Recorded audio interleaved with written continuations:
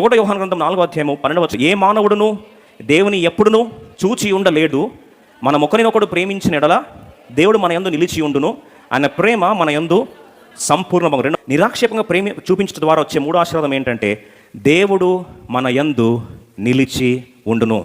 దేవుడు మన యందు నిలిచి ఉండును. The presence of God, the presence of God, the divine nature of God. దేవుని సన్నిధి యొక్క ముద్ర ఆ ప్రాంతంలో ఉంటుంది.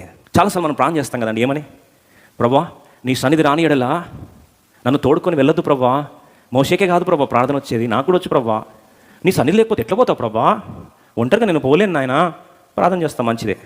అసలు దేవుని సన్నిధి ఎప్పుడు ఉంటుంది తెలుసా? దేవుని సన్నిధి ఎప్పుడు ఉంటుంది?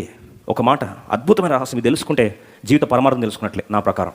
దేవుని సన్నిధి నీకు ఉన్నట్లయితే, దానికి ఉన్న ప్రధాన గుర్తుని జ్ఞాపకం చేసుకున్నట్లయితే, మనందరికీ స్థూలంగా మనకున్న ప్రార్థన ఏంటంటే ప్రభువా నీ సన్నిధి నాకు కావాలయ్యా. చేయమండి ప్రార్థన. నిజంగా దేవుని సన్నిధి కావాలి అంటే ప్రభు అంటాడు, ప్రేమ ఉన్న ప్రాంతంలో ఏముంటుందంటండి? దేవుడు మీ యందు నిలిచి ఉండును. ప్రేమ ఉన్న ప్రాంతంలో దేవుడు మన యందు ఏం చేస్తారంట? నిలిచి ఉంటాడు. Where there is love there is the power and presence of God. ప్రేమ ఉన్న ప్రాంతంలో ఏముంటుందండి? దేవుని యొక్క సన్నిధి ఉంటుంది.